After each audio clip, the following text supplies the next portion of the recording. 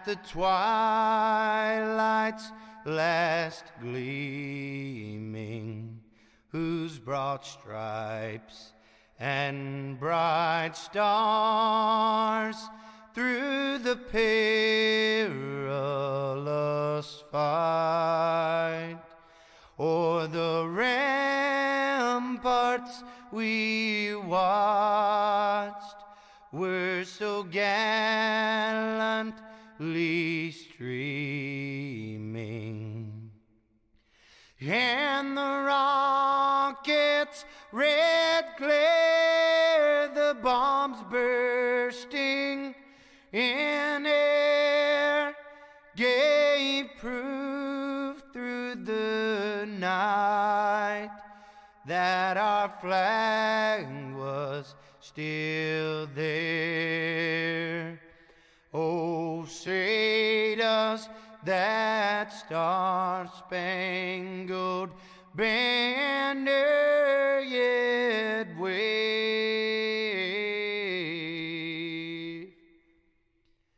o'er the land of the free and the home of the brave?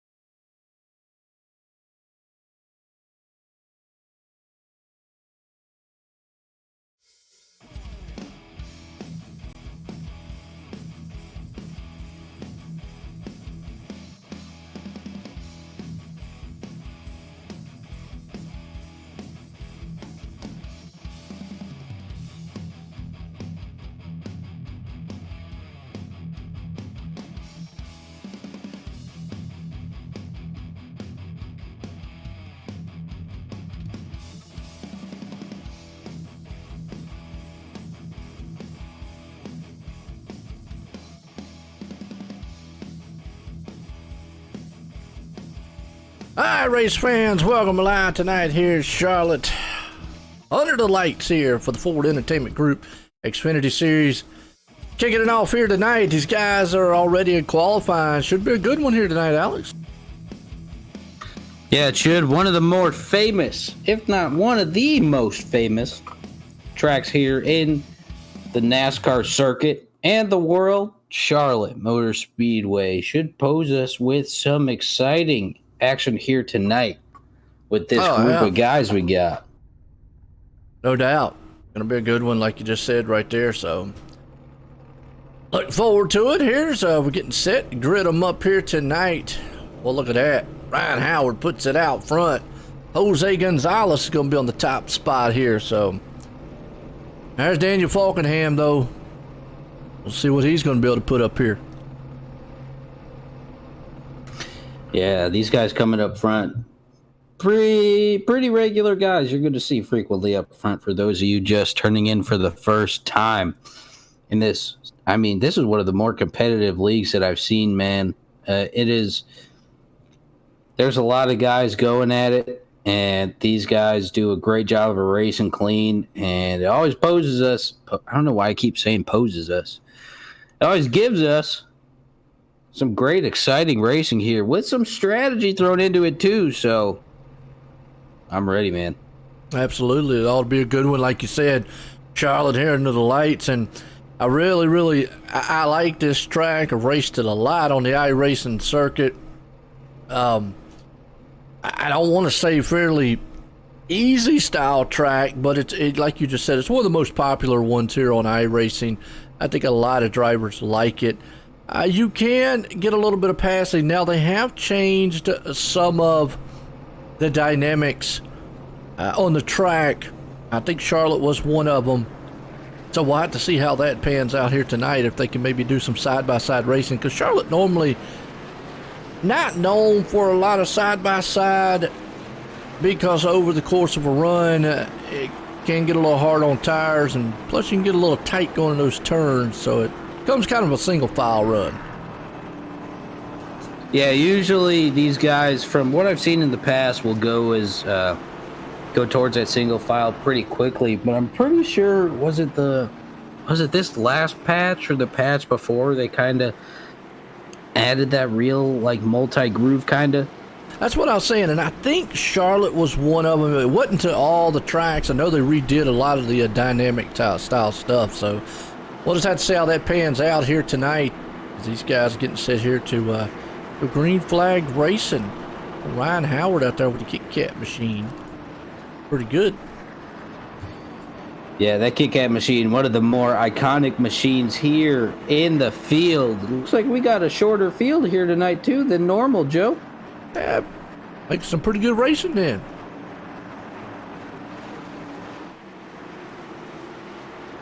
It looks like a Mustang.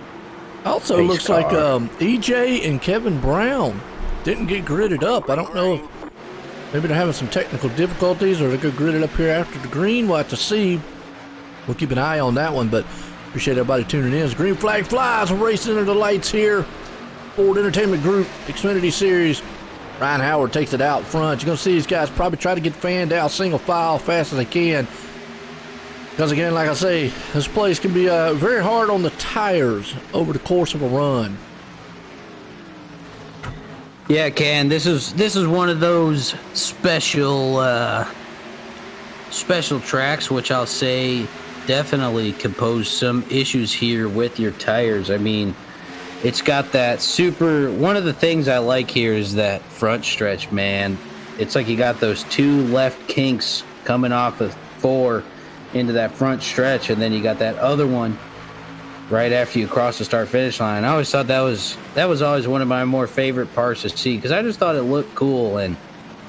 But this track, like you said, is not for the faint of heart when it comes to tires. It is not. Yeah, it's not. I mean, because you know, over a course of a run, you know, you try to diamond it off in. You got that in the front stretch there and whatnot, but you kind of try to diamond it in going into the turns.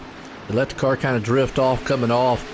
Turn 3 and 4 can, after a while, is the turns where you're really probably going to get tight coming off of 4. You got to be very ginger on getting back on the throttle and trying to pass somebody in those turns. It's going to be really hard. It's a tough place to pass, so you'll see that. You know, you might see a guy riding behind him for a while, like it right here with Chad Coleman riding behind John Fowler. But then after a while, you know, he might try to dive in and make that pass. So you're going to see him maybe, you know, one off taking passes, but just not a lot of room to pass. Yeah, it's definitely a tighter track. I mean, you could just see here in the turns. It is real tight in those turns. And the front stretch right here, you got 4 lanes easy. But in the turns, it gets real narrow, as you see right here. And like you were saying, Joe, it could provide some tough passing situations. And usually this is exactly what you'll see is a single file out, and you'll get your battles going on here and there. And that's what we're seeing right now, man. Yeah, you got Jimmy Coleman. He was actually able to make that pass on Jeff Ryan right there, the number 3 machine. But it took him a little bit, and that's just kind of how it works out here. Now you got Brian Wortman right there along with him in the 74. He's going to try, but you can see him get down on the low line. He can try to dive on the inside, but that middle lane coming off is usually the better preferred line off the turns. But if he can maybe hold right there and shoot off down into the turn and get the pass done before the middle, and you see that car just try to drive up the track, not gonna be able to make the pass. All right, and here comes Brian Wortman too in the Scooby machine.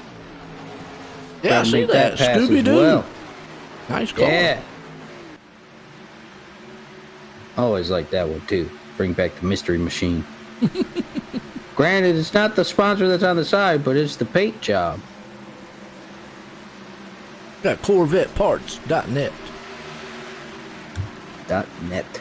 And got, let's see, what is it? Keen parts on the hood there. So, but it definitely got the Scooby on it. Brian Wortman, good guy here. Been one of the long-time veterans of the Sim500 and having a good run right now. I don't want to jinx him, but let's see, EJ and M did not grid. Yeah, I'm not showing them on the grid there. So EJ and Kevin Brown not making the field. So Joseph Burgess is the man back here in 15th place with Steve Herring. Lance Ripka. Oh, no, Lance, he's back out here again. Lance coming from the dirt side of stuff. Yeah, I remember last week he was coming in here, you were saying, I think last week was his inaugural race here in the series, off the dirt. Yeah. Here he is again.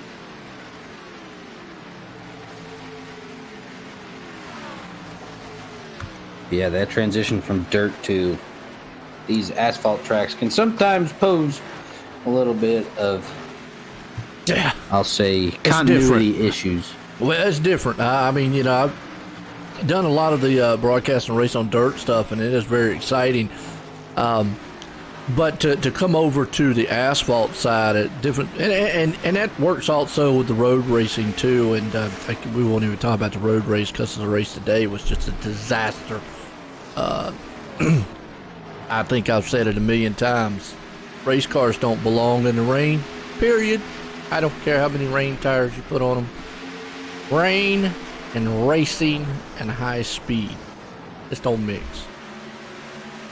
Yeah, I'm going to say quote unquote rain tires, and I'll put it that way. I mean, that's, you might as well say, well, we'll just race them in the snow too. Yeah, okay. Yeah, all right. You going to put a plow on the front of every one or what? That's what I'm talking about. Yeah. So, yeah, Glenn Campbell hanging on here to fifth place spot. Scott Simley there in sixth. Chad Coleman up here in the seventh place. So this will probably shake up the points a little bit here, early on. A lot to see. We got Memorial Day coming up. Was it Labor Day coming up? Is it Labor Day? Yeah, it's Labor Day. Memorial Day is next. Memorial Day is in first weekend of September. Right. So it's Labor Day coming up. Memorial Day. Memorial Day. Memorial Day. Okay. I get them confused. I get them mixed up between the 2 days there. So we've got Memorial Day coming up this weekend, and I hope everybody's going to enjoy that.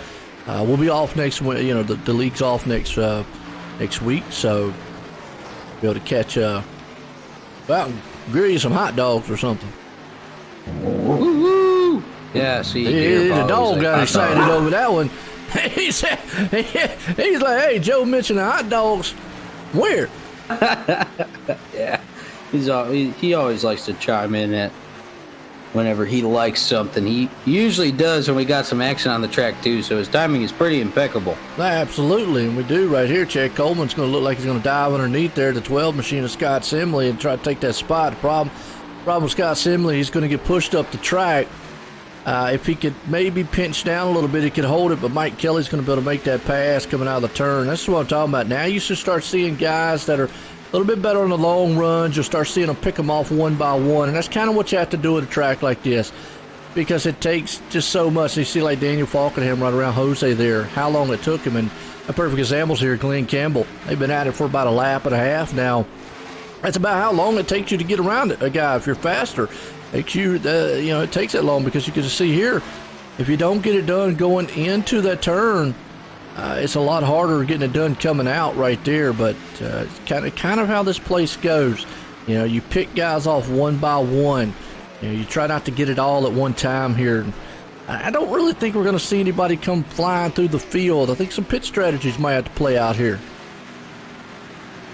Yeah, pit strategy is usually a big thing here with these guys. I mean, they run 100% fuel, like we usually go through 100% fuel, 3 sets of tires. But who I'm seeing coming up from starting position is Daniel Falkenham, who's now in the second place spot. Coming up, making his presence known up towards the front, because he and Ryan Howard like to duke it out up towards the front. They seem to do it week in and week out. And it's no different this week, Joe. Oh, absolutely. You got Ryan Howard leading, but you got Daniel Falkenham closing in. He's a little bit faster, maybe about a tenth faster right now, so it's going to take him a little bit of time to get up there to Ryan Howard. And even when he does, even with a tenth faster, what that kind of tells you is it's going to take him a while to get around him. So even if he catches him, it'll take him a while. You got, let's say, like your Glenn Campbell. Even though he's a little bit, quicker than Jose, watch him. It's going to take him, and watch him, he'll make me look like a dummy here in a minute, but figured it'd take him about a lap, but he was able to make short work there, Jose. Yeah, he was like, oh, I know Joe's about to talk about it. Let me get it done. Mm-hmm. There he went. Did. But you can see Daniel Faulkenham not quite as fast. That time around, the last lap, he was only about 700s. So it's going to take him a little bit to get up there.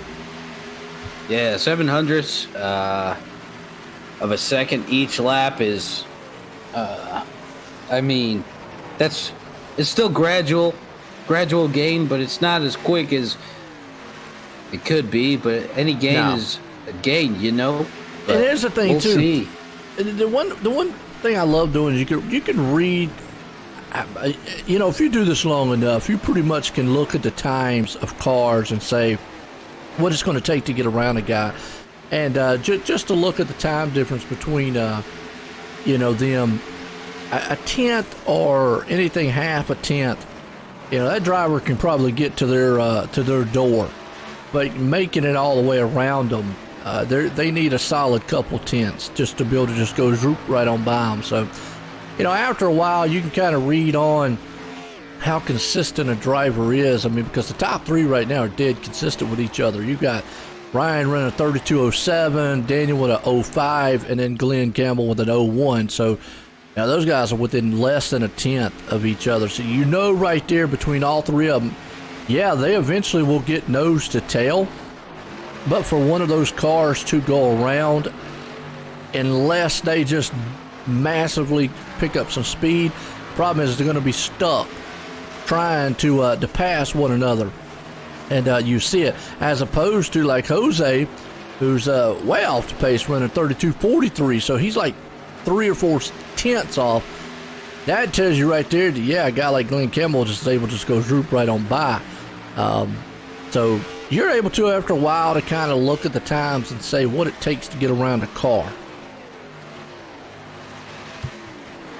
Right, and sometimes even with those times you get, Joe, you can come up and see just how much more beneficial that preferred line of the track is. Oh, yeah. Because even if that guy's got that faster lap time by a couple tenths, that passing him battle is a completely different story.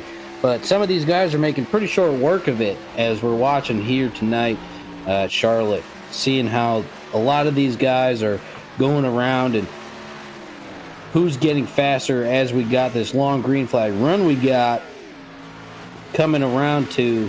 And Charlotte brings about some long green flag runs too. Yeah, that's what, usually you see that a lot, and for a second there I was like, oh, we're at Richmond, and I was like, wait, no, we're not. I used to confuse these two so much for some odd reason, and I still How you confuse am. Richmond with I don't Charlotte? even know. I have no answer for you. I have no answer. Well, the biggest thing too we haven't really talked about on this track is momentum. I mean, I like that word. A lot of tracks, especially 1.5 mile tracks, momentum is a huge factor. And we just saw it play right there. We were talking about like passing and times and all. Well, Anthony Calatoni there got out of shape, and when he did, he lost like 3 spots. So that's another way a guy can get around another car, is they make a mistake in front of them. Because here's a track where you pretty much got to hit your marks lap after lap. And I don't want to really get into saying you're not racing other guys on the track, but really it's sometimes you're actually racing more of the track than you are guys around here, because you have to hit your marks lap after lap. Right, in some tracks, you got those, just like you were saying, Joe, you got those tracks that have those battles with the track. Like, I'd say Rockingham's a good one. Yeah, Rockingham's a good one. Darlington, Dover, tracks like that, to where, yeah, I'm with you on that one. You're really going to have those intense style battles and getting up on a guy's going to battle. But a lot of your mile and a half, Auto Club, Vegas, which one of those is 2 mile tracks. But anyways, it's still Auto Club. Yeah, still even as big as that track, it is still a momentum style track. But Atlanta, Texas, and all those tracks like that. And here's Charlotte. A lot of them are, you get out of shape a little bit, and the guy's going to go right by you. Yeah, another one that pops into my mind too, Joe, is Pocono. I mean, obviously, Pocono's its own beast in itself, being the tricky triangle. It's different. Pocono's really different. Yeah. Really different of a track. That track there, just kind of unique in itself. Yeah, and just the momentum talk brings it up, kind of in my mind too, because momentum can play in your favor there too. But we'll stick to the round ones, not those 3-sided football bat ones. I hear that. Right now, you got a pretty good one. See, Ryan Howard's still leading, and I was talking about, right now it looks like it kind of evened out between Howard and Falkenham. One lap one's faster, the other lap the other one's faster. Glenn Campbell's the one back there that's actually making up ground on the two up here, but again, even when he's making up ground, I mean, he was only like 1,000th of a second faster than Ryan Howard, and then again, he was only about half a tenth faster than Falkenham, so once he gets up there, it's trying to get around it. But hey, Glenn Campbell having a good run in that Trans Service Cup machine, title sponsor for their Monday night series here at the Sim500, and definitely check out the Sim500.com. Do you want to get all the information here at the league? If you're looking for a good league to join and really competitive, check these guys out here at Sim500. They've got something pretty much for everybody throughout the week and whatnot. Definitely got a lot of broadcasted races and so forth and so on. So it's very, very exciting to see. As right now, it's been a pretty good race. I mean, about what I thought here at Charlotte. Manage your tires and come through the field slowly. Yeah, and you'll see that too with I'll bringing it back to the Sim 500 is that these guys are, like you were saying, they're really competitive, and you were reading off some of those ratings that first race of the season, and I was just like, holy cannoli. These guys are pretty gnarly out on the track, and it's a very competitive, great group of guys too. A lot of them got good heads on their shoulders and stuff too. Always provides great racing for us to see here. And I mean, it's always a show, I think, man. These guys put on a great race every week. They do, and I mean, I'm with you on that one. So we'll just have to see what happens here tonight. As right now, Lance Ripke is still running in a 12th place spot.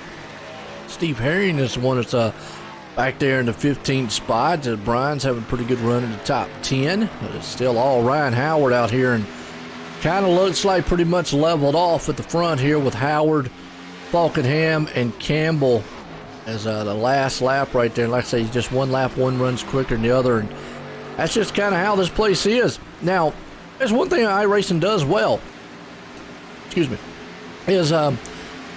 the aero packages that they do. I know we've talked about that with the Cup car several times and whatnot, but dirty air, you hear real race car drivers talk about that, and basically, just without getting too scientific in it, basically is the closer a car gets to the back side of another car, the air kind of, it's like a brick wall from the air coming off the car in front of you, and it kind of just makes your car want to push towards the wall and be very tight and slow you down, and makes it ill handling without getting way technical into it. But iRacing does a very good job of mimicking that, and I think that's what we're seeing here. As you see Glenn Campbell's kind of right there in that spot where you just can't make up ground. You can see the guy in front of you, and you're going, man, I want him, I can bring him in, I got him, but you just can't.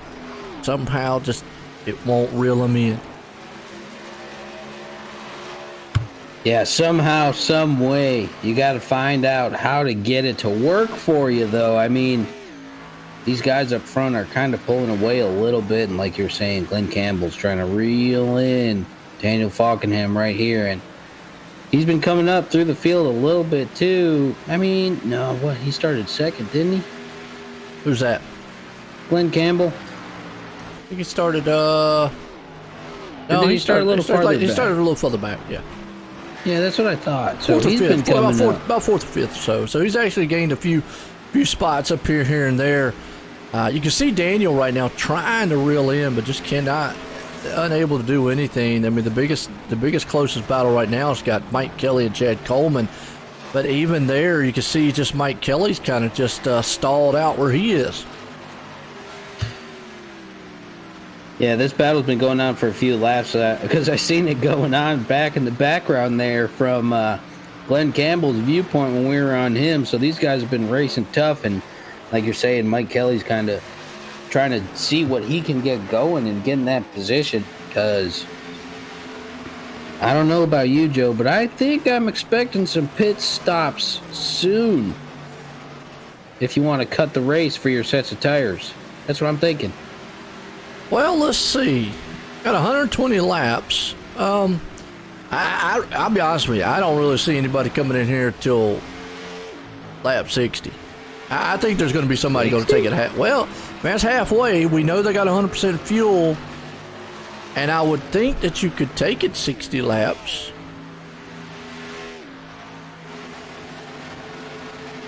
I mean, we'll see. I got this gut feeling. I'm feeling splitting into thirds. Okay. All right. Yeah, I mean, I'm not sure because it's been so long since I've run. Anybody out there in the chat knows, let us know.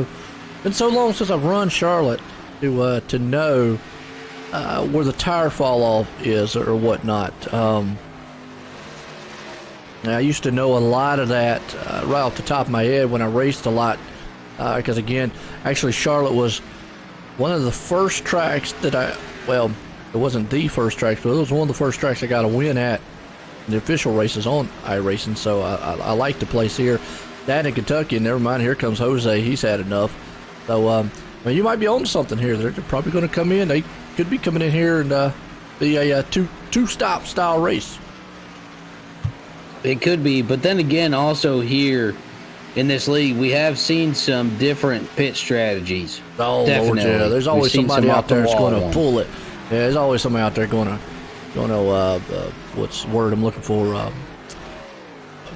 Stretch the numbers. And it works out sometimes. Sometimes it works out fantastically. Oh, yeah. Yeah. Well, it's been a good race so far, though. Yeah, it has. We've been green so far, and here we got. I don't know if these guys are going to come in or not, because it looks like. I mean, there's a couple guys coming in, but we'll just see what kind of the feel for it is. I think both of us are right in this instance. That's kind of what I'm thinking too. Is that we're both probably right. We got Daniel a couple Falkenham coming just in came now. in the pits. Yeah, Falkenham just came in. And he was running in second, so maybe the tire fall off is too much. I mean, obviously fuel's not going to be probably the issue. I don't think, because I feel like in real life they could probably go further than 40 laps on fuel, but maybe the tire fall off is what's huge here, and it's just too much. And I mean, we know that if they can. Now, here's always the flip side of it. If they can go 60 some laps, then usually they would go 60 some on their second run. The problem with what they got now is we'll know by lap 80 or maybe 90, which you at a track like this, I've said this many times, if it goes green, you do not want to wait too long if you want to try to catch the guy in front of you, because the longer you wait, then obviously that's the more time that you're actually going to run out of time eventually. Wait, what? Oh, for your next pit stop, you mean? Well, you're going to run out of time trying to run the guy down. Basically, is what I'm trying to say. Okay, yeah. So, like, if you come in at if you try to stretch it to lap 100, you're only going to have 20 laps to try to run that guy down. We've already seen here that you're just going to run out of laps to be able to run a guy down. So, short pitting or anything like that. So, you know what? Ryan Howard has always been a guy out here to stretch it. And at some point, he's at lap 45. At some point, though, it's going to be beneficial for him to say, I might as well go to that 60 part. And I'm going to say if he doesn't pit here within the next 4 or 5 laps, I'm going to say he's going to try to shoot for that 60 number. Because that would be the only way I would say it would benefit him to stay out this long. Yeah, I'm with you on that one, Joe. I think he might be stretching it a little bit. We'll have to see. Yeah, we'll have to see. I mean, you got a lot of guys coming in on pit road right now. I mean, just to give you an idea, the difference in new tires versus the old tires, because he has given up a lot of time. I mean, Daniel Falkenham's running 30.96 to 32.72, which is Ryan Howard. So, you know, he's given up two seconds or so on the track. And now maybe right here's where I would feel that once Daniel got around me, which he will because of the new tires, come into pits. Because you don't want to get in that situation where you lose the lead and then try to run down Daniel Falkenham. Because tires at this place, let me try to explain this the best I can. Normally, the census would be, okay, Ryan Howard would have better tires at the end of the run. True. But at a track like Charlotte, sometimes those tires are not beneficial. And if he gets too far back from, let's say Daniel Falkenham takes the lead on him while he pits, if he's too far back and can't make up that ground early in the run, then later in that run, I think it's going to hurt. And might be the only saving grace that Ryan probably would have on his for him would be the fact that Daniel's going to have to make another pit stop here before the end of this one. And I'm right now, I'm gonna say Ryan's trying to push this thing, but he's giving up an awful lot of time on the track. Yeah, this is where that interesting pit strategy comes in, and we're seeing it here firsthand. I mean, we brought it up. We've seen some off the wall stuff, and like you're saying, Joe, if he gives up too much ground to Daniel Falkenham right now, because Daniel already passed him and got his lap back, now he's cruising. So he's still gaining that ground each lap, which at the rate we saw just there, Joe, it was real quick. So I'm not quite sure how this will work out. I'm kind of curious to see how at the end of the run. Me too. This will work out for him or won't work out for him, because I mean, I'm not quite sure, Joe. So we'll see if he brings it all the way to 60 or not. But if he does, it looks like that's what he'd probably be sticking with, man. That's what it's looking like here, and I mean, it's a unique pit strategy.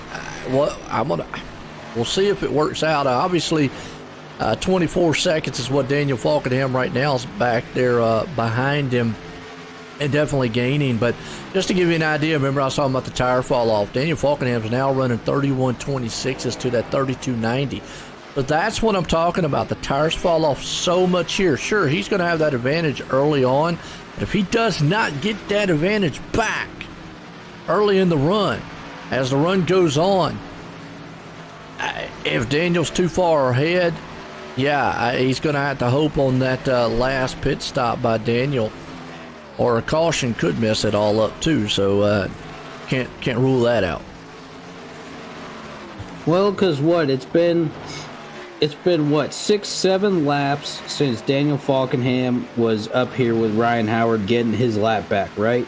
And in that 6 or 7 laps, he has lost about a second of tire fall off already.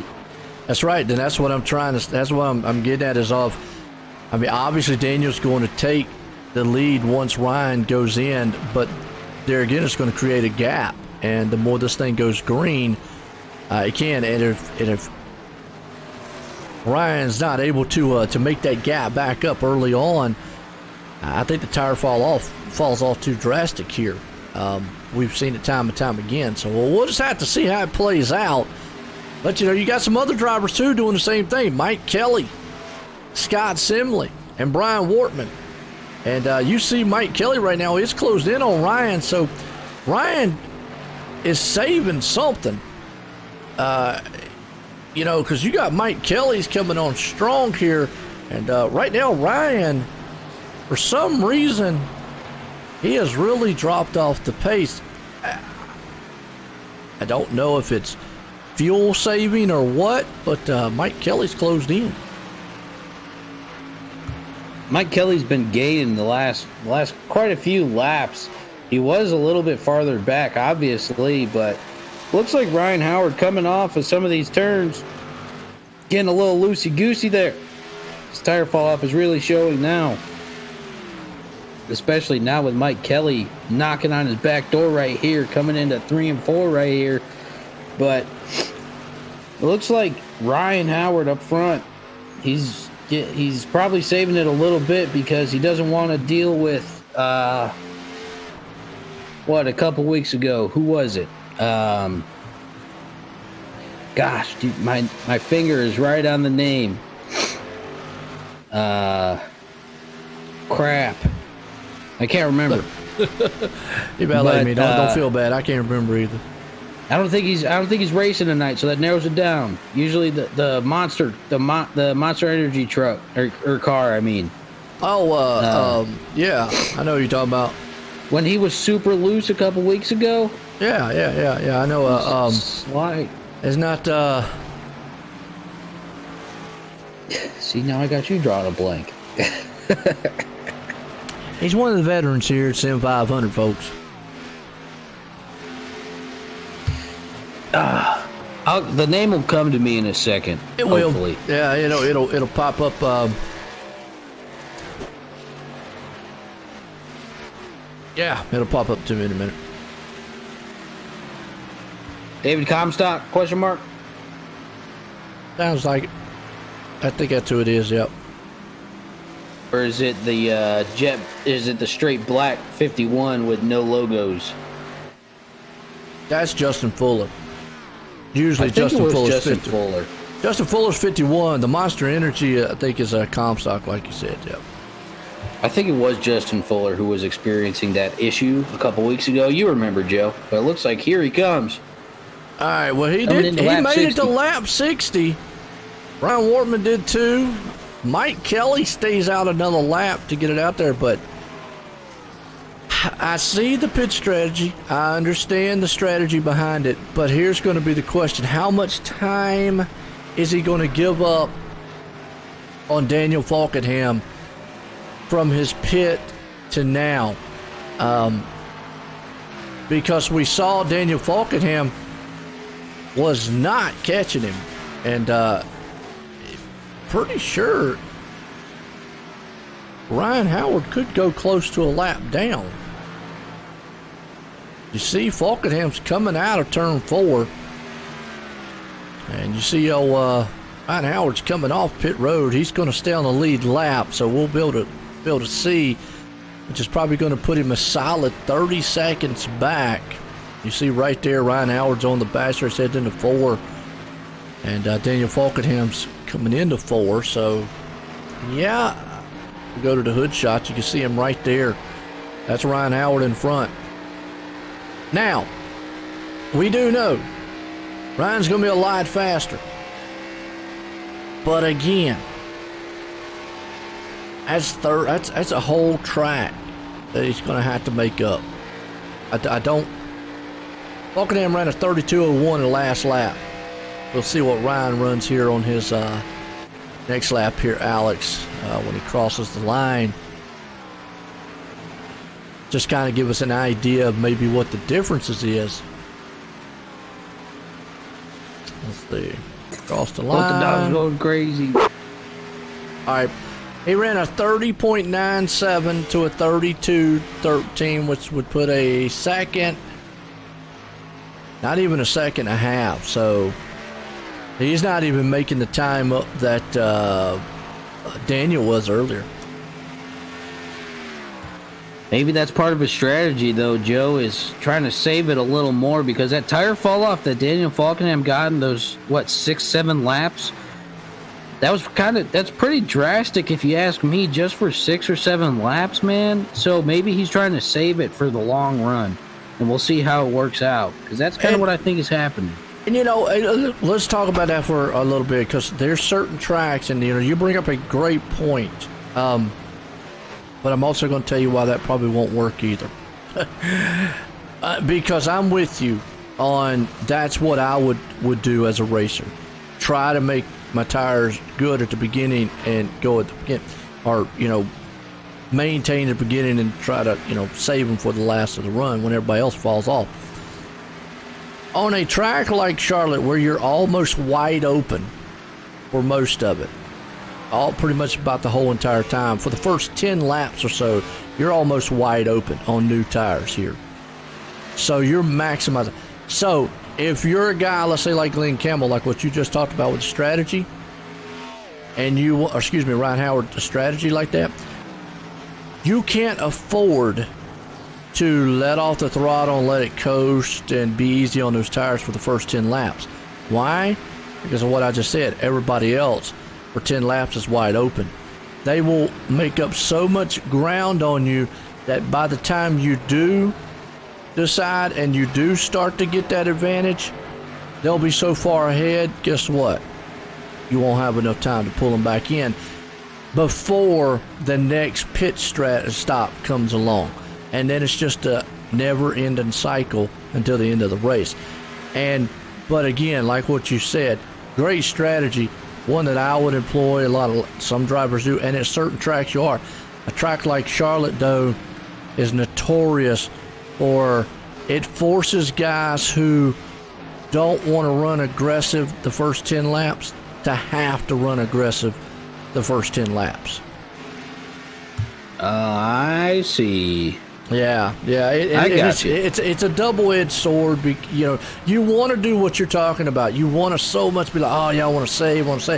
The problem is, by the time those guys get out there in front of you, you just don't have the time to run them down, or they'll get so far ahead.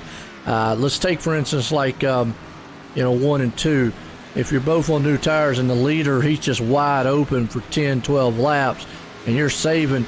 Well, by the time he's going to stretch and get probably a 10, 15 second lead, well, you know by the time it's going to be about lap 20 or so before you actually start making up anything on him. Well, by then, guess what? Pit stops, by the time you get near him and make up that 10, 15 second deficit, by the time you get near him, pit stops are going to be coming around again. Well, guess what? He's going to put fresh tires back on again. Well, bam, right back at it. So it's like a never-ending cycle. Unfortunately, it falls. Now, that's only on certain tracks, and Charlotte's just one of those tracks, and you hear some racers on iRacing will actually talk about that going, man, the draft package or whatever is just bad, or whatnot, man. It's just like too easy. You're just wide open all the time. Right, and I think now what we can take from that is now we're in that never-ending cycle with Ryan Howard. Well, and what also too, now what's going to really help Ryan Howard here, one, Daniel Falkenham's probably going to have to take another pit stop. So he's going to gain. Right now it's a 20-second gap. We talk about tire fall off. Ryan ran a 31.51 the last lap to a 32.44. That's only that's not even a second difference between them. Like so that's almost 9/10. That's what I'm saying. So he's already fallen off the pace and not gaining as much as what he was, and it's a 19 and a half second lead now. By the time he could even make up that ground, sure, Daniel is going to pit. So the only saving grace I think right now for Ryan is when Daniel pits. A caution would just totally mess the whole deal up here for him. So he needs Daniel to go into that other pit stop, and he needs to make up that deficit the best he can right now. First off, he's got to get around Mike Kelly, though, because Mike Kelly's in front of him. Yeah, Mike Kelly's posing some issues now. I think they're kind of rolling together, pretty much. I think right now, and I'm with you. I think Ryan's kind of riding right behind Mike right there. So, yeah, you got Chad Coleman here too. Remember, he pitted at lap 45. He might be able to stretch it. Jose's the one pitted at lap 39. He pitted way early. This is one of the first ones. You definitely know he's going to have to probably come in that pit stop. I say this now. Let me say this. Well, forget about it. They're going to have to pit. Let's see. Mike Kelly went 60 laps.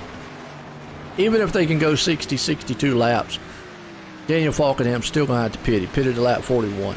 So there's no way Daniel could take this thing to the end. I don't feel he could take it to the end. Now, I have been fooled before, but I just don't see it.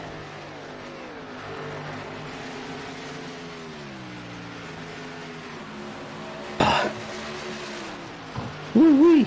I'm going crazy over here. That's cool. Yeah, I just don't see Falkenham or any of them guys up there taking it the entire distance. But like I say, I've been fooled before. Yeah, that's 80-ish long laps. I don't think they're going to do it. Yeah, I don't see that happening, especially with the pit strategy they've already displayed. I don't think that's going to happen. Personally, I see Ryan Howard and Mike Kelly going the rest of the way, but and those couple guys, who was that? Chad? No, it wasn't Chad Coleman.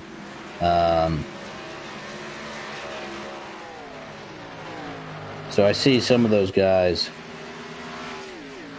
doing it, but I don't see those guys that pitted towards lap 40 going the rest of the way, man.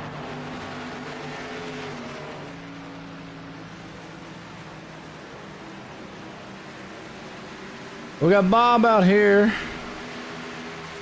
I was just reading that. So true about tires. Save them up or go hard. Hey, I'm not there tonight. Great, Bob. Yeah, I appreciate it, Bob. You're right. I mean, on certain tracks you can save them. The problem is on a track like here, everybody's going to go hard, or most are. And like I was using, like if he was in the lead in the second place car, and the leader was wide open, he's just going to be so far ahead of you by the time you even try to make up the ground. Almost like what the situation Ryan Howard's in right now. Yeah, he's gained and made up. It's 13-second gap between him and Falkenham, and he will gain on him. But look how long it's taken him to gain, and then so. And Jose's in the pits right now. Now, I remember Jose was the first one to come in, I believe. And now here he is again, first one coming in this cycle. And we'll see. He's probably going to stretch it out to the end.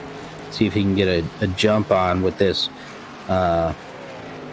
Short pitting these guys a little bit. Probably a couple more laps than the other guys have prescribed. Because it looks like you got a couple more guys coming down with him.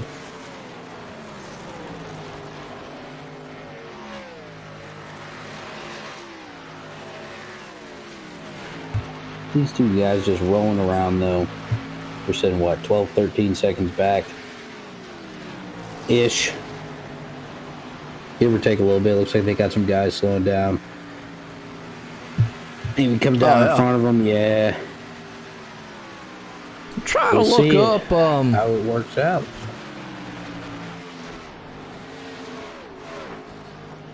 Trying to look and see maybe how far on Charlotte in real life they can go 100% fuel.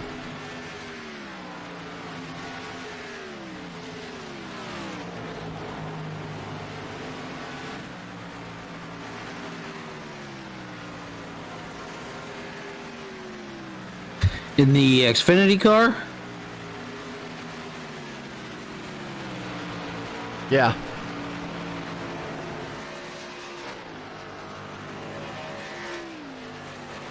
Trying to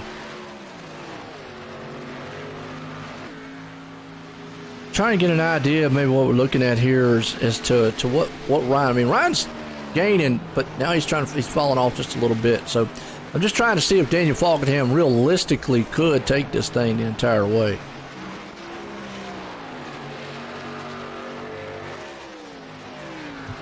Let's see. I'll see if I could come up with anything.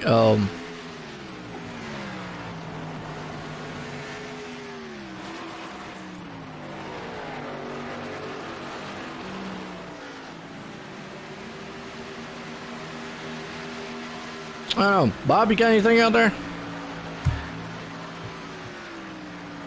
Well, interestingly enough, we were talking about classifications of tracks the other week, and apparently on the Charlotte Motor Speedway website, they call it the 1.5 mile super speedway, but not a super speedway. Yeah,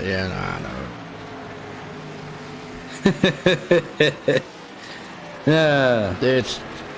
And again, it's one of those. Is what it is. Personal preference, yeah. I'm curious as to whether or not Daniel could take it the entire way.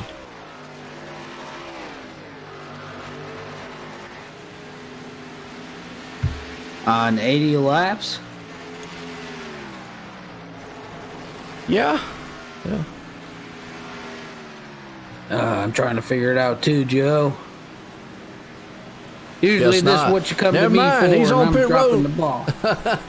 Never mind, he's on pit road down. He almost lost it on pit road. This is a tough place to get on pit road. So, with that said, okay, well, everything we were talking about right there is out the window. But, bye-bye. Yeah, now this brings up the question of Daniel's going to need a caution to catch Ryan. And then obviously Ryan's going to want to try to catch Mike.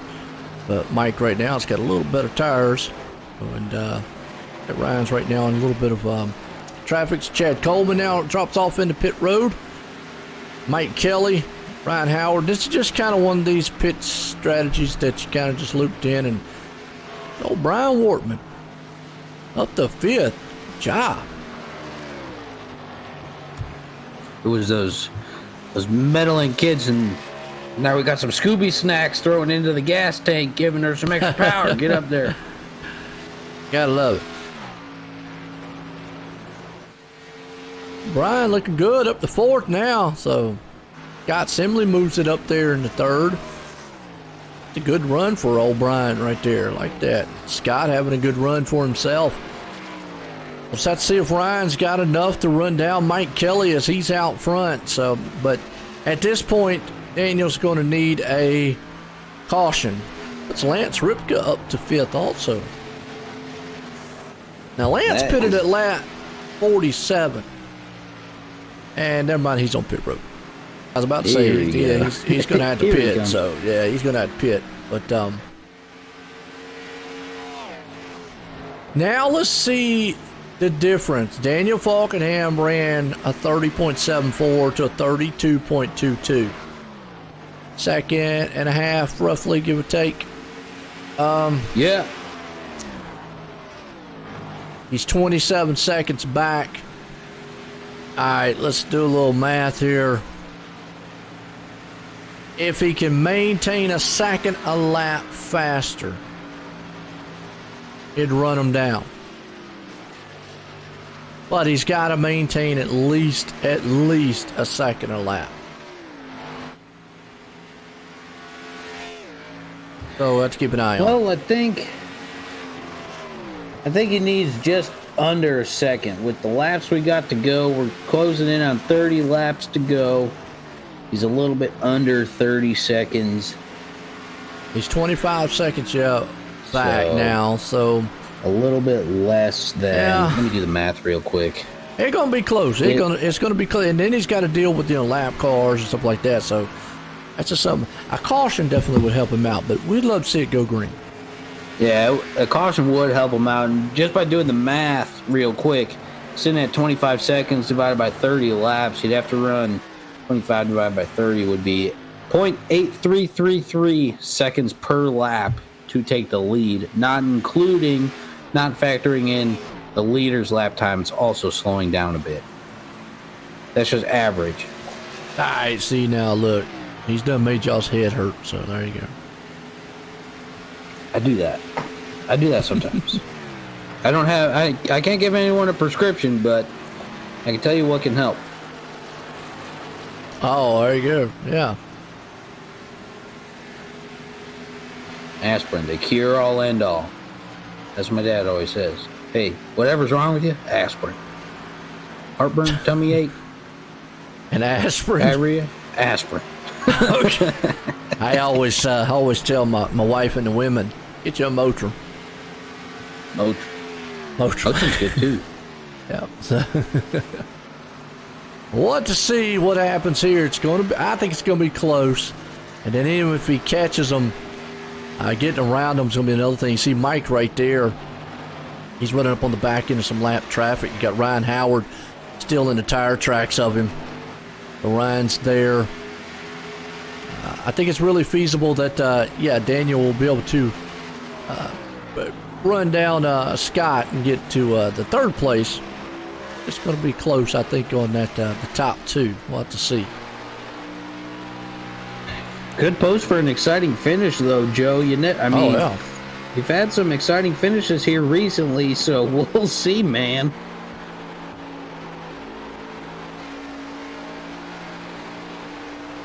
Oh, yeah. Absolutely.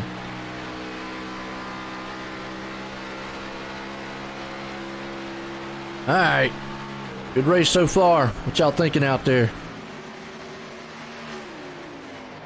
Yeah, I want to see some input a little bit. Have we really done? As you probably hear the dog squeaking. Lady keeps buying the squeaky toys. Hey, like, there you go. You're setting us up for failure with the squeaky toys. No, All right, it's all right. What's wrong with that? I like the crunchy ones. Keep them munching and quiet. That's what I like a Kong ball or something. Oh, okay, there you go. Mike Kelly's still our leader out front. Ryan Howard there in second. You got Scott hanging on to third. Daniel Falkenham has dropped that lead down to 16 seconds. He's still running 31-36 to around the 32 fours. So he's still right there, a little less than a second now. Still just over a second. Just over a second. But that gap is closing down to that 0.833 just based on the average. Just going off the average. There's so much more to calculate, but He's right here taking over third place from Scott Simley. I was going to make short work of that one, so he's going to look here now. He's 15 seconds back from Ryan and Mike. So I'm interested. Got Jose hanging on the fifth, Chad Coleman back here in the sixth, Brian Wortman right there hanging on the seventh. Some good battles happening back here. Could be Coleman back in the eighth. Joseph Burgess there in ninth. Jeff Ryan. Good Harley Machine there in 10th. Lance hanging on the 11th. John Fowler there in 12th. Steve Herring is up to 13th. And nice looking machine he's got there. And Glenn Campbell. Folds of honor, yeah. Glenn Campbell, unfortunately, finding himself way back here in 14th spot after his pit stop.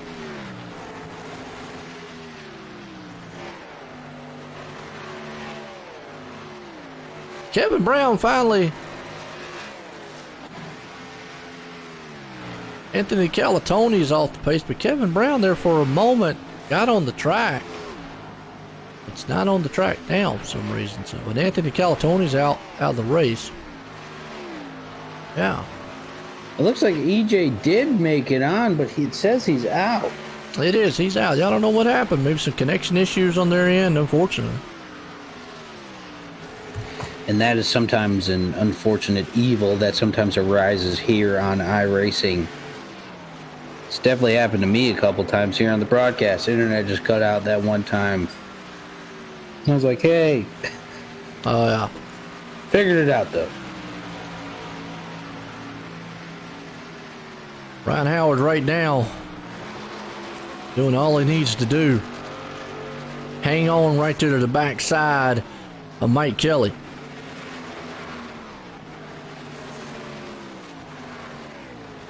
Yeah, I literally, right when you were just starting to click through, I was like, Joe, we got time for one of those OSRN, like, vehicle breakdowns, whatever you want to call it. Yeah. And you just kind of started doing it a little bit yourself, and I was like, oh, we're on the same page. This is great. Right. Got the rundown order. Show off a lot of the cars. Tell the guys out here running. There you go. Get some good exposure for some of the guys and what they're sponsoring too. That's always cool to see. Absolutely. Absolutely. Well, what does Ryan Howard have to do here? Get around Mike Kelly. Mike right now is pushing off from him.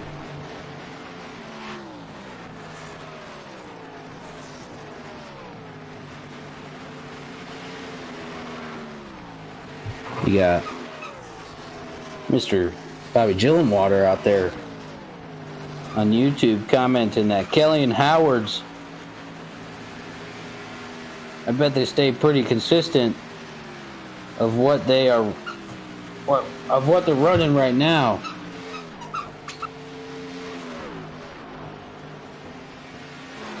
Huh? Yeah, I mean, I'm with him. Kelly and Howard. They are right now. You're right. Kelly and Ryan Howard are running very consistent times, and Falkenham, he's 9 seconds back. And here's the issue that, and I think this is the wall that he just ran into here. He just ran a 32:01 to a 32:56.64. We talked about this. Yeah, at a certain point, he's going to hit a wall, and at a track like this, boom. I think this deficit is just too much to overcome on a green flag run, that is.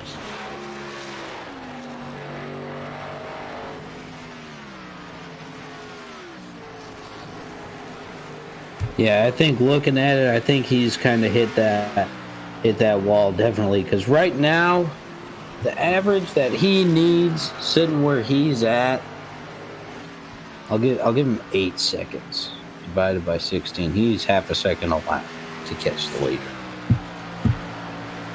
And his last lap was nowhere near that. It was a 30.51 to a 30.67. So he has fallen off. Well, excuse me, he had 32.16 to a 32.56. So he has fallen off the pace big time. I mean, and that's just the tires. You know, hey, I'm with you, Bob, on that one. Yeah, I mean, it's just what I was talking about earlier is it's just eventually you hit that wall. It's just one of these tracks. Charlotte is just one of these tracks where the tires just fall off so bad here. And that's even what's happening to Ryan here, trying to catch Mike. Remember earlier I was talking about the dirty air between the two? Well, Ryan Howard running into the same issue with Mike Kelly. He can see him, he can get there, but the car just won't go forward because it's probably too tight. They're running dead even times, and he's just kind of stuck.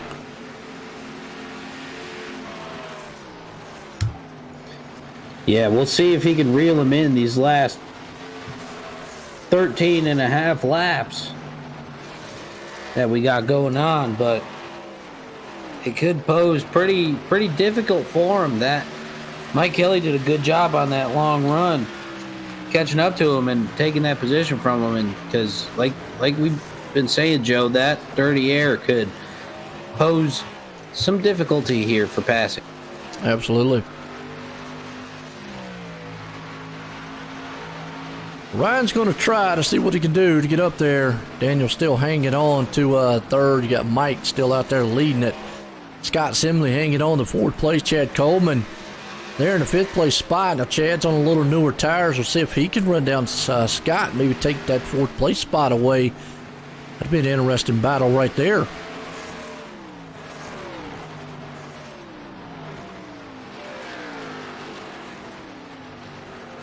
Yeah, we'll see if he can make short work with these new tires. Looks like he might be gaining a little bit, might be a tad bit quicker. We'll see if he can catch him, though. He's got 12 laps. Yeah, I'm with you there, Bob. I mean, at Charlotte, I think it pretty much, that's the tire saving, the way these cars are and the way they run. Really, it's just not worth the tire saving. You have to run it hard the first 10 or so laps, and I've learned that too myself several times running Charlotte in the past, and I finally had to realize that in order to keep up, you got to run hard, and then hope that you can drive better on older tires than the other guys can. So let's just say it that way. As you see Chad Coleman right here, going to try to make short work of Scott Simley and take that spot away from him. That's a nice looking NOS machine too. I definitely like Scott Simley's machine too. That is both of those are good looking cars. I always like appreciating the cosmetics, I'll say. I always like the cosmetics. Some of them look real good, and both of these right here look great. Oh, yeah. But if he's got a long way to go if he wants to catch up to Daniel, and I don't think he's got the time to do it. No. Definitely not. No, it's not happening. But I think it's a 2-horse race now. I think it's going to be between Kelly and Howard up there, up front. I don't think Daniel Falkenham's got it in his tires to catch up, because that is a pretty tall mountain, I think. Yeah, I'm with you on that one. I think it's going to be a little bit of a thing. Hey, what's up, Scott? How you doing? Got out there on the Facebook side. Was checking out the race. It looks like Mike Kelly right now. He's got a pretty good lead, about almost a second over Ryan Howard, and he's maintaining that gap.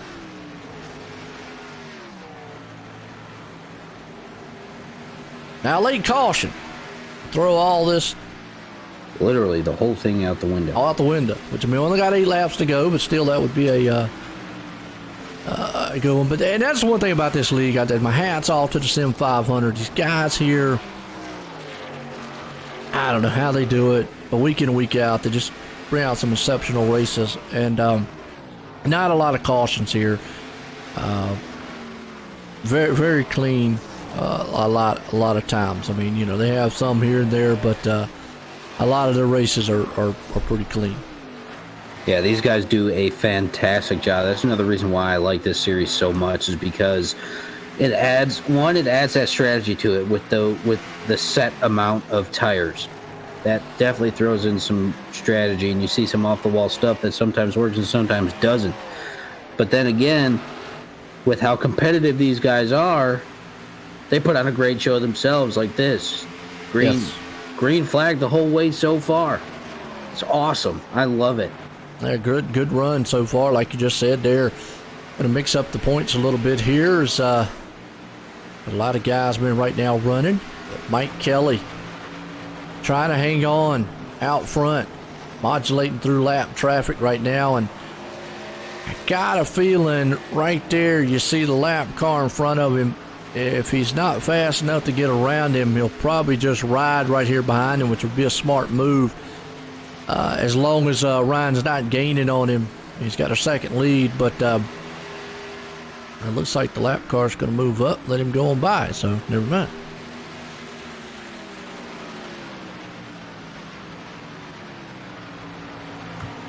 Right, just let him swing on by.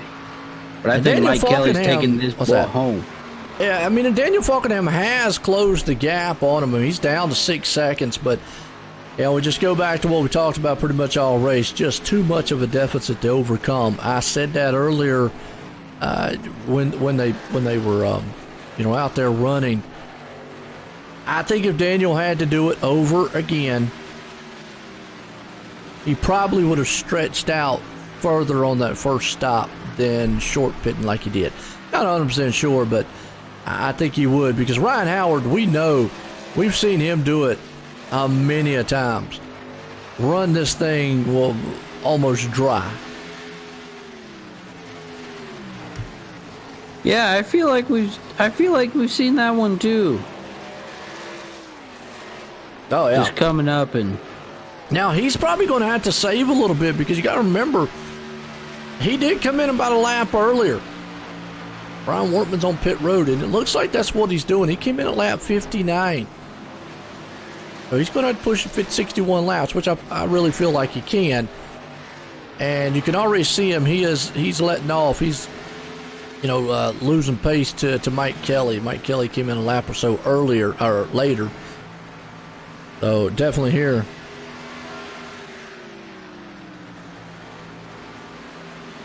Yeah, I mean, I'm with you on that one. I really think that the white flag won't matter. So there you go, Bob. I mean, Mike Kelly would have to run out of fuel or something at this point to lose it, because it don't matter for a caution. If they kill themselves on the track, it's a little last lap. He's only going to have 2 more turns here to get it done. And I think he's going to bring her home. Here goes that nice 2 machine. Here we go. Woo-woo. Out of turn 4, final time. Mike Kelly's going to win it here tonight at Charlotte. Ryan Howard's going to bring it home in second. Daniel Falkenham up in the third. That was a good showing by these guys here tonight. Yeah, dude. Always loved those flag-to-flag races. These guys do it very, very frequently here in the Sim500 Ford Entertainment Group Xfinity Series, man. These guys do a great job and have a very competitive group of guys racing week in and week out. And we saw it here again tonight, man. We did, along with him. So Mike Kelly pulling off the win here tonight. Good run there for him. Awesome, outstanding. As if I can't find Ryan Howard.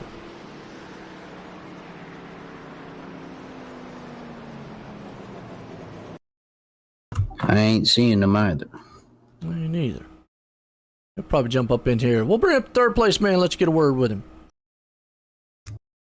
Hey, Daniel, it's Alex up at the booth. You got me? Hey, what's up, boys? Hey, man, sounds like you're having a little bit better connection this week. How about that? Yeah, thankfully we got finally a normal working interview, I guess. But definitely an interesting race with all the strategy and whatnot. But yeah, that was very fun. I didn't really know how I was going to pan out tonight. Running a few laps in practice, I knew I was going to kind of have an on and off night. Don't know really what I did wrong qualifying to be a 10th and a half off pole, but we got through that. Got up to second early, and then just rode in line. For whatever reason, my tires just started to die in dirty air. It's just pretty bad, where Howard was starting to yank me.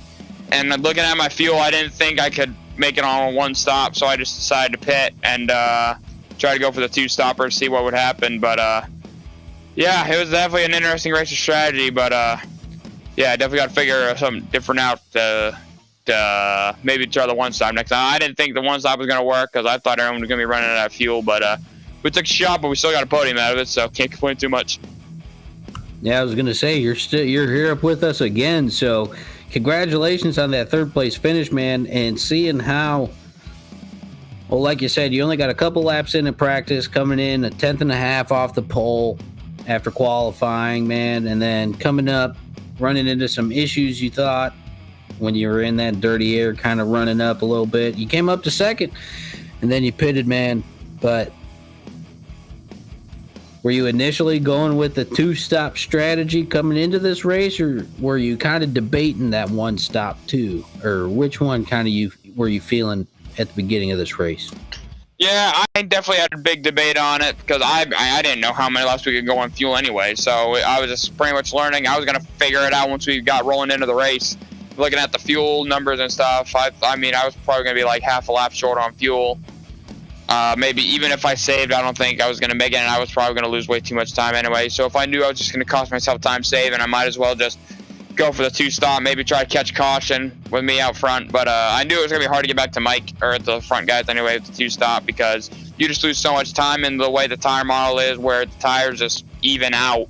It's going to be so hard to get the lead back anyway. So I was pretty much sit duck and was trying all I could, but unfortunately couldn't bring it home tonight. But that's all right. Still got another podium finish. It's just this strategy game, I will say, was just was something else. Right. It sounds like you're starting to get a tad bit choppy here, man. So I'll cut this short a little bit, man. Anybody want to give a shout out to or thank for this awesome third place finish here, this exciting race at Charlotte tonight, man? Yes, got to thank First Rate Bailoffs 207 for all their support. Also got to thank you guys for the broadcast. Thank you to Ford Entertainment Group for sponsoring the series. Got to thank my teammates, the team name, Jeff Coleman and Kevin Brown, who were in here tonight, but they bailed or Kevin bailed earlier. He had internet issues, so I guess he did a starting park. So, good for him. But yeah, thanks everyone. Thanks to everyone who comes on races each and every week. Thanks to you guys already said it, but thanks to you guys again for the broadcast. Thanks to all the admins who run the show, and yeah, thanks to everyone who watched the race tonight as well. Yes, sir. Well, I'm glad we got most of that in before it sounded like you were getting pretty choppy here, but I think we got pretty much all the wickets, man. So congratulations again, your third place finish. Never get tired of having you up here with us, man. So congratulations. Yeah, appreciate it, Alex. Thanks. There we go. Daniel Falkenham bringing it home. Third place here tonight. It was sounding a little choppy on there, but hey, nonetheless, I know he's glad that he came home here. Didn't see Ryan Howard out here, so we'll jump up here to our winner. Mike Kelly joining the booth. Got a copy? Hey, what's up, Joe? Oh, not much. I tell you what, Bob out there says congratulations on this win tonight. He said you've been kind of on a cold streak lately, but got to ask, did you think the pit strategy was going to pay off? I mean, this is a tough place, and the tires just fall off so bad. Oh, the old Silver Fox foxed him out here that time, didn't I? You did. Okay, you got the win. Let me check my tires here. Okay, so yeah, about the same as the first run. We noticed, me and Scotty, my teammate on Turn 1 Heroes, we noticed right off the bat that the field was going to be tight. So we saved that whole first run, and I had 60 laps in the tank both times. I ran out there doing my burnout.